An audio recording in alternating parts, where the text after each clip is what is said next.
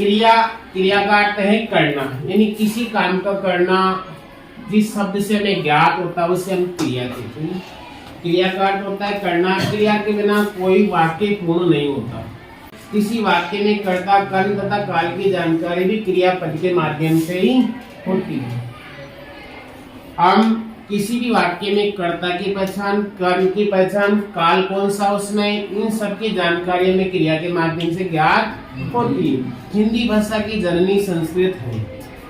हिंदी भाषा की जननी क्या है? संस्कृत है, तथा संस्कृत में क्रिया रूप को धातु कहते हैं। संस्कृत में क्रिया रूप को क्या कहा जाता है?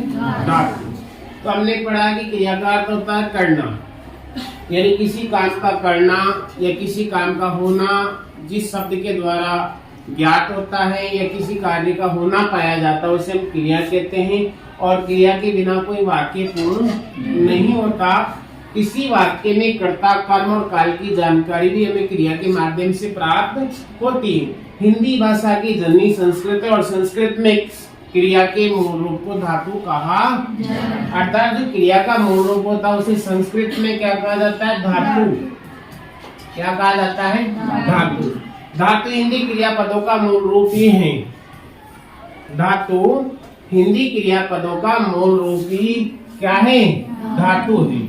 धातु में ना जोड़ने से हिंदी के क्रियापद बनते हैं। अर्थात जो धातु है उस धातु में क्या है? अब ना प्रत्यय जोड़ेंगे। क्या जोड़ेंगे?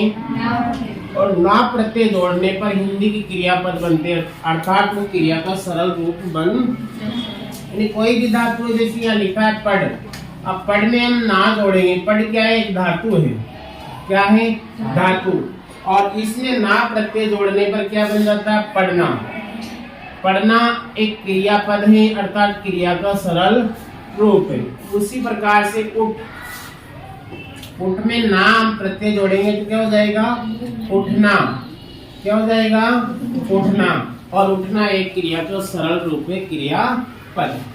इस प्रकार से हम किसी भी मूल धातु में अर्थात धातु में ना प्रत्यय जोड़ने पर क्रिया का सरल रूप प्रकट होता है या सामान्य रूप प्रकट होता है। जैसे लिख, क्या है? लिख। अब लिख में क्या है? ना प्रत्यय जोड़ेंगे तो क्या हो जाएगा? लिखना। क्या हो जाएगा?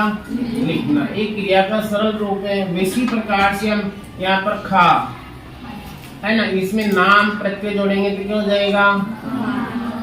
खाना। जा धातु रूप है, इसमें ना जोड़ेंगे तो क्या हो जाएगा? जाना। इस प्रकार से धातु में ना प्रत्यय जोड़ने पर क्रिया का सरल रूप प्राप्त होता है। धातु मूल रूप को कहा जाता है और मूल रूप में अर्थात धातु में ना प्रत्यय जोड़ने पर क्रिया का सरल रूप प्रकट होता है। अब देखिए आप क्रिया की परिभाषा। क्रिया किसे कहते हैं? जिस शब्द से किसी कार्य के करने या होने का बोध होता है उसे क्रिया, यानी वे शब्द जिनसे किसी काम का होना ज्ञात होता है, किसी कार्य का करना पाया जाता है उसे हम क्रिया कहते हैं। यानी वाक्य में एक क्रिया ही है जिससे हमें ज्ञात होता है कि क्या कार्य हो रहा है, कौन सा कार्य संपन्न हुआ है या कौन सा कार्य किया जा रहा है। ये क्रिया के माध्यम से हमें ज्ञात हो पाता है। देखिए यहाँ पर क्रिया जो है, क्रिया अगर इसमें हम ये र हटा दे तो क्या हो जाएगा? किया। किया मतलब क्या किया? कुछ न कुछ किया, कोई न कोई काम किया। अर्थात क्रिया खुद अपनी परिभाषा देती है। बोलो क्या किया? कोई काम किया। और जिस शब्द के द्वारा किसी काम का करना या होना ज्ञात होता है उसे क्या कहेंगे हम? क्रिया की बहुत ही सरल और सामान्य सी परिभाषा है कि जिस शब्द से किसी कार्य की करने या होने का बोध होता है उसे हम क्रिया। अब क्रिया के भेद क्या है? क्रिया के भेद अर्थात क्रिया के प्रकार।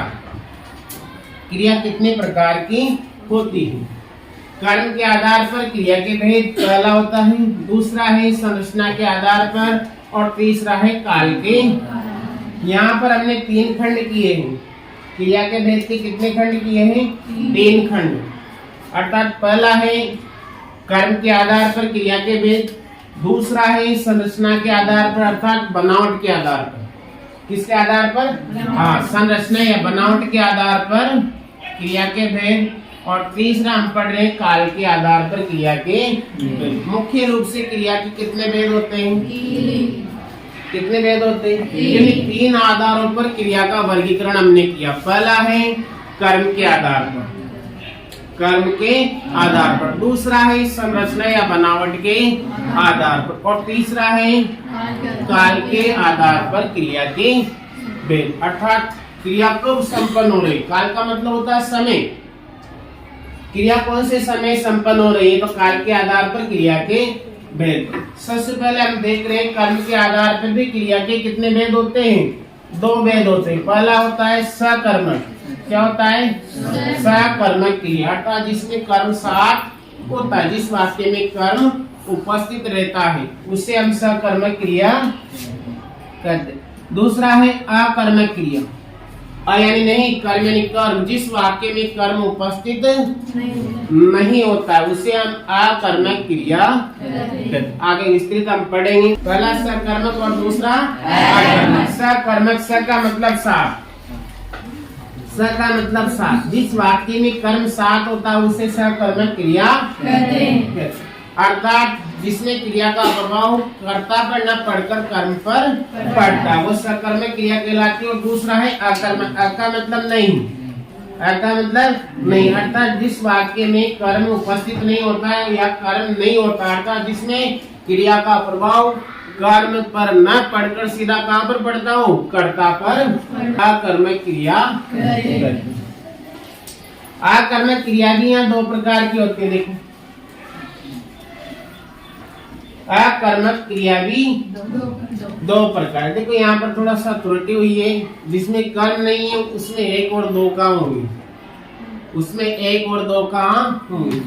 सकर्मक में सकर्मक के 2 होते हैं। अकर्मक में यानी जिसमें कर्म नहीं है। अब जिसमें कर्म है ही नहीं उसमें न तो 1 होगा न 2 होंगे, वो तो क्रिया ही अकर्मक है। लेकिन यहाँ जो उपवेद दे रखा है वो किसका दे रखा है? अकर्मक का, जो कि गलत है। अब ये कहाँ से होगा? सकर्मक। यानी सकर्मक क्रियाएं 2 प्रकार की। तो यहाँ पर आप देखें सकर्मक क्रिया 2 प्रकार की होती है, एक कर्मक और द्विकर्मक। एक कर्मक का मतलब जिसमें 1 कर्म और द्विकर्मक का मतलब जिसमें 2 कर्म। तो यहाँ पर हमने कर्म के आधार पर मुख्य रूप से क्रिया के भेद पढ़े, जो 2 होते हैं, सकर्मक और अकर्मक। और सकर्मक के भी 2 भेद होते हैं, पहला एक कर्मक और दूसरा द्विकर्मक। इनको हम विस्तृत आगे पढ़ेंगे एक एक को। आगे हम देखते हैं संरचना के आधार पर क्रिया के भेद। संरचना या बनावट के आधार पर क्रिया के भेद।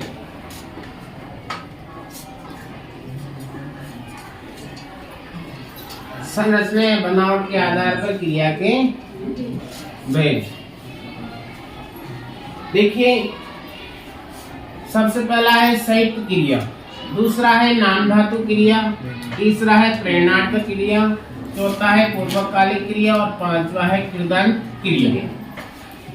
संरचना या बनावट के आधार पर भी क्रिया के कितने भेद होते हैं? लगभग 5। कोई कंफर्म नहीं है, कोई फिक्स नहीं है।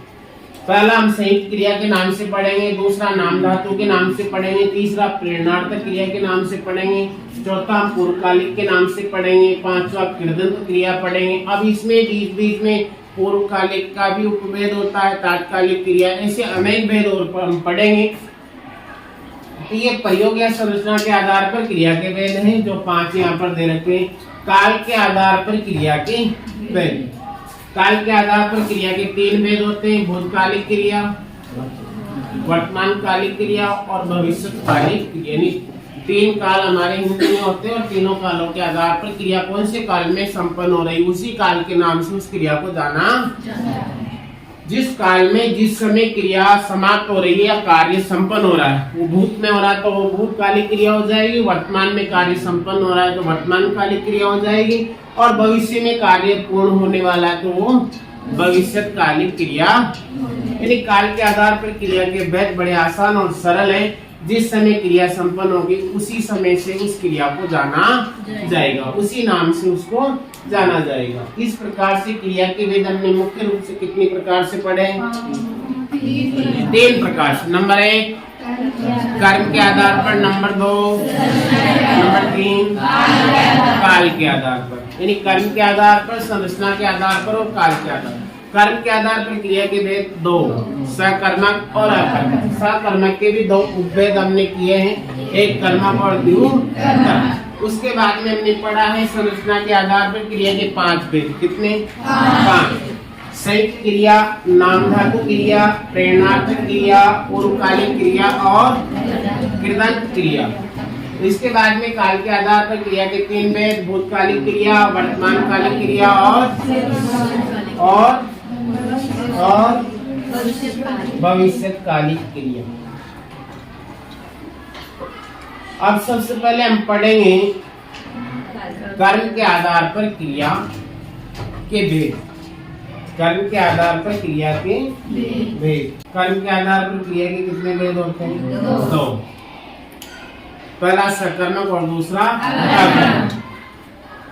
कर्म के आधार पर देखिए आप, कर्म के आधार पर क्रिया शब्द का फल किस पर पड़ रहा है, वह किसे प्रभावित कर रहा है, इस आधार पर किया जाने वाला भेद कर्म के आधार पर क्रिया के भेद के अंतर्गत आता है। इस आधार पर क्रिया के प्रमुख रूप से कितने भेद होते हैं? 2। कितने होते हैं? 2। जो हमने पढ़ लिए, इनके नाम हमने पढ़ लिए। कितने भेद होते हैं? 2 भेद। सबसे पहला आता है सकर्मक क्रिया। सकर्मक, स अर्थात सही, स अर्थात सही, स का मतलब साथ या सही। अतः सकर्मक का अर्थ है कर्म के, स का मतलब साथ, कर्मक का मतलब कर्म के, है ना। सकर्मक का मतलब हो गया कर्म के साथ। यानी जिस वाक्य में कर्म उपस्थित होता है, यानी कर्म साथ होता है, वो सकर्मक क्रिया कहलाती है।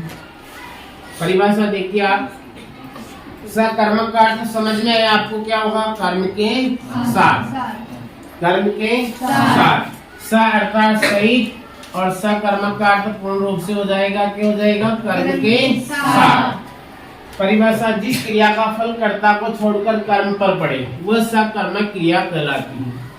जिस क्रिया का फल यानी प्रभाव, किसी भी काम का होना क्रिया के माध्यम से संपन्न हो रहा है, लेकिन उसका प्रभाव किसको? कर्ता को छोड़कर किस पर पड़े? कर्म पर पड़े। कर्ता पर न पड़कर किस पर पड़े?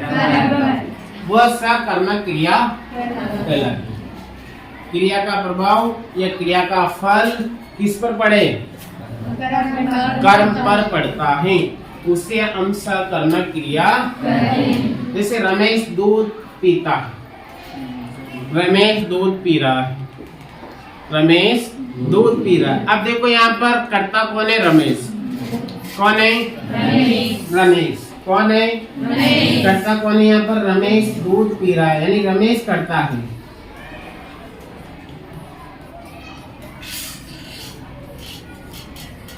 बोलो, रमेश क्या है यहाँ पर? कर्ता। ठीक है। दूध क्या है यहाँ पर? कर्म। और पीना यहाँ पर क्या है? क्रिया। ठीक है। अब रमेश दूध पी रहा है, हमने पढ़ा कि सकर्मक क्रिया वहाँ होती है जिसमें कर्म उपस्थित होता है। बोलो, कर्म है कि नहीं है? हाँ, कर्म है या नहीं है? और दूसरी बात हमने पढ़ी कि सकर्मक क्रिया में क्रिया का प्रभाव कर्ता पर न पड़कर किस पर पड़ता है? यहाँ पर रमेश के द्वारा कौन सा कार्य संपूर्ण हो रहा है? पीने का। पीना क्रिया, यानी काम क्या हो रहा है? पीने का। क्या पीने का हो रहा है? दूध। अर्थात प्रभाव किस पर पड़ रहा है? दूध पर। अर्थात रमेश दूध पी रहा है, एक गिलास था, लेकिन पीते पीते क्या हुआ? पूरा गिलास खाली हो गया। मतलब प्रभाव किस पर पड़ा? कर्म पर। किस पर पड़ा? कर्म। पीना क्रिया हुई, पीना कार्य हुआ, उसका प्रभाव कर्म पर पड़ा कि दूध समाप्त हो गया। हुआ कि नहीं हुआ? तो इसका मतलब जिस वाक्य में क्रिया का प्रभाव कर्ता पर न पड़कर किस पर पड़ता हो? कर्म पर। किस पर पड़ता हो? कर्म पर, उसे सकर्मक क्रिया। अब पहली बात ये कि हम कर्म का पता कैसे लगाए? कर्म है या नहीं है? कर्म है या नहीं है? तो इसमें क्या और किसको लगा के हम प्रश्न करते हैं। क्या करते हैं? क्या या किसको? क्रिया के आगे क्या या किसको लगा के हम प्रश्न पूछते हैं। क्या पी रहा है, क्या पी रहा है। अगर जवाब में हाँ आता है, जवाब मिलता है, तो उसमें कर्म वही होता है जो जवाब में आता है, अर्थात वह सकर्मक क्रिया का उदाहरण होता है। और जवाब नहीं आता है तो वो अकर्मक क्रिया का उदाहरण होता है। क्या और किसको लगा के प्रश्न करेंगे, हमें समझ में आ जाएगा। अगर कर्म है तो सकर्मक और कर्म नहीं है तो अकर्मक। क्या और किसको ध्यान रखना, आपको सकर्मक और अकर्मक क्रिया को पहचानने का सबसे सरल तरीका, क्रिया के पहले क्या और किसको लगा के प्रश्न करो। अगर जवाब में हाँ आता है, जवाब मिलता है तो क्रिया सकर्मक होगी, और जवाब नहीं मिलता है तो क्रिया अकर्मक होगी। देखिए आप उदाहरण देखिए आप कि बच्चा चित्र बना रहा है या गीता सितार बजा रही है। बच्चा चित्र बना रहा है या गीता सितार बजा रही है। अब यदि प्रश्न किया जाए कि बच्चा क्या बना रहा है, जवाब में क्या आया, चित्र, मतलब कर्म है, और कर्म है तो क्रिया कौन सी होगी, सकर्मक। क्योंकि बच्चा चित्र बना रहा है, यानी बनाने का काम हो रहा है और चित्र बन रहा है, प्रभाव किस पर पड़ रहा है, कर्म पर पड़ रहा है। और जहाँ पर प्रभाव कर्ता को छोड़कर कर्म पर पड़ता हुआ क्रिया सकर्मक होती है। गीता सितार बजा रही है, देखो यहाँ बजाने का काम हो रहा है, क्या बजा रही है, किसको बजा रही है, सितार बजा रही है, तो यहाँ भी सकर्मक क्रिया है। यदि प्रश्न किया जाए बच्चा क्या बना रहा है तो उत्तर होगा चित्र, और चित्र क्या है, कर्म, तथा गीता क्या बजा रही है तो उत्तर होगा सितार, कर्म। आई बात समझ में, बात समझ में आई, यानी जहाँ कर्म उपस्थित होता है वहां पर क्रिया सकर्मक होती है। कोई दिक्कत, कोई समस्या, समझ में आ रहा है। सकर्मक क्रिया समझ में आई। क्या और किसको लगा के प्रश्न करो, जवाब में हाँ आता है तो क्रिया सकर्मक होगी, और जवाब नहीं मिलता है क्योंकि कर्म नहीं होगा तो जवाब नहीं मिलेगा, और जवाब नहीं मिलेगा तो क्रिया अकर्मक होगी। अब देखो सकर्मक क्रिया के भी दो भेद होते हैं, कितने होते हैं, दो। कितने होते हैं, दो। सकर्मक क्रिया के भी कितने भेद होते हैं, दो। अब सीधा सा है, जिस वाक्य में एक कर्म होता है उसे एक कर्मक, और जिसमें दो कर्म होते हैं उसे द्विकर्मक। कर्म एक से अधिक भी हो सकते हैं। देखिए आप, एक कर्मक क्रिया किसे कहते हैं, जिस वाक्य में क्रिया के साथ एक कर्म प्रयुक्त होता है उसे एक कर्मक क्रिया कहते हैं। कितनी आसान परिभाषा है, हिंदी व्याकरण कितनी सरल है, बोलो है या नहीं। एक यानी जिसमें एक होता है, बोलो क्या, कर्मक यानी कर्म, यानी जिस वाक्य में एक कर्म उपस्थित होता है उसे एक कर्मक क्रिया कहते हैं। जैसे माँ पढ़ रही है, जैसे माँ पढ़ रही है, माँ के द्वारा एक ही कर्म पढ़ना हो रहा है, क्या हो रहा है, पढ़ना। हाँ, अब देखो माँ पढ़ रही है, यहाँ पढ़ना क्रिया है, यहाँ पढ़ना क्रिया है। समझना यहाँ पर ये बहुत पेचीदगी वाला सवाल है यहाँ पर, और ऐसे ही प्रश्न आते हैं, ऐसे ही प्रश्न आते हैं। देखो आप, माँ पढ़ रही है, मैंने कहा क्या और किसको लगा के प्रश्न करो। कर्म में अगर हाँ आता है, जवाब मिलता है तो क्रिया सकर्मक। क्या लगाओ, किसको लगाओ प्रश्न, क्या पढ़ रही है, क्या पढ़ रही है, बोलो क्या पढ़ रही है। सकर्मक क्रिया का उदाहरण है, या माँ के द्वारा एक ही कर्म पढ़ना हो रहा है, एक ही कार्य हो रहा है, माँ और कोई काम नहीं कर रही है, ये नहीं कि खाना बनाकर पढ़ रही है या खाना खाकर काम करने गए, हाँ, या ऐसा नहीं है, एक ही कार्य हो रहा है। लेकिन हमने ये पढ़ा थोड़ी देर पहले, क्या और किसको लगा के क्रिया के आगे प्रश्न पूछते हैं और जवाब में हाँ मिलता है तो क्रिया सकर्मक, और नहीं आता है जवाब तो क्रिया अकर्मक। तो फिर यहाँ कहाँ कर्म है, बोलो है या नहीं, कर्म है या नहीं है, दिखाई नहीं दे रहा, क्या नहीं दे रहा है, हाँ, वो अंतर चक्षुओं से देखना पड़ेगा, किससे, अंतर आत्मा की जो आंखें हैं, बोलो है या नहीं है ना। देखो दिख रहा है कि नहीं? दिख रहा? देखा क्या? पढ़ना तो क्रिया है, माँ करता है, कर्म कहाँ है, रही है सहायक क्रिया है जो सहायता कर रही है मुख्य क्रिया है। नहीं, आपके अंदर आत्मा की चक्षु है ना, बताइए। आपके चक्षु तो है पर मैं जागृत नहीं है, जागृत अवस्था में अब आएंगे, देखना अब जागेंगे, अभी बंद है, अभी सोए पड़े हैं, आराम करें। देखो जिस वाक्य में क्रिया के साथ एक कर्म प्रयुक्त होता है उसे एक कर्म में क्रिया कहते हैं। जैसे माँ पढ़ रही है या माँ के द्वारा एक ही कर्म पढ़ना हो रहा है। अब हमने क्या और किसको लगा कि प्रश्न किया है और जवाब में हमें उत्तर मिलता है तो क्रिया सकर्मक होती है। यहाँ हम करेंगे क्या पढ़ रही हैं, क्या पढ़ रही हैं। देखो माँ पढ़ रही है, पढ़ धातु अपने आप में सकर्मक क्रिया है, पढ़ना अपने आप में सकर्मक क्रिया है। कुछ न कुछ तो पढ़ रही होगी, जब क्रिया है पढ़ने की तो कुछ न कुछ पढ़ रही है। अप्रत्यक्ष है, अदृश्य कर्म है, अदृश्य कर्म दिखाई नहीं दे रहा लेकिन कार्य संपन्न, इसलिए यहाँ पर क्रिया सकर्मक दिखाई नहीं दे रहा पर काम हो रहा है पढ़ने का। अब जब पढ़ना है, पढ़ना अपने आप में कुछ क्रियाएं क्या है, अपने आप में सकर्मक क्रियाएं हैं। बाकी हम पढ़ेंगे, मैं बताऊंगा कौन कौन सी क्रियाएं आने पर वहां पर कर्म नहीं हो तो भी वो सकर्मक होती है। क्यों होती है? क्योंकि वो पहले से सकर्मक, उन क्रियाओं के द्वारा ऐसा भान या ऐसा ज्ञात होता है कि वो अपने आप में अदृश्य अप्रत्यक्ष रूप से किसी कर्म की पूर्ति करे, यानी कर्म पूरक क्रिया कहते हैं, कर्म की पूर्ति करने वाली क्रिया। तो पढ़ना यहाँ पर वैसी क्रिया है कि यहाँ पर कोई न कोई पढ़ने का काम संपन्न हो रहा है।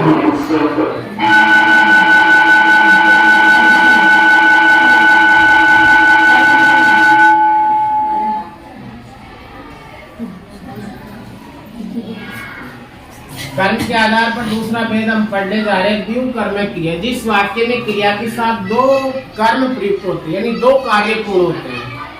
कौन से कार्य, कितने कार्य? दो कार्य पूर्ण होते हैं, उसे द्विव कर्म। द्विव का मतलब दो, यानी जिस वाक्य में दो कर्म होते हैं उसे द्विव कर्म कहते हैं, यानी दो कार्य संपन्न होते हैं। जैसे अध्यापक छात्रों को कंप्यूटर सिखा रहे हैं, अध्यापक छात्रों को कंप्यूटर सिखा रहे हैं। क्या सिखा रहे हैं? किसको सिखा रहे हैं? छात्रों। अध्यापक बच्चों को कंप्यूटर सिखा रहे हैं, यानी क्या सिखा रहे हैं? पहला जवाब आया कंप्यूटर, एक कर्म है ना, कंप्यूटर हो गया ना।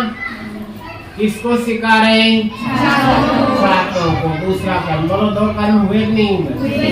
यानी जहाँ दो कार्य एक साथ एक वाक्य में पूर्ण हो रहे या संपन्न हो रहे हैं तो उसे हम द्विव कर्मक क्रिया।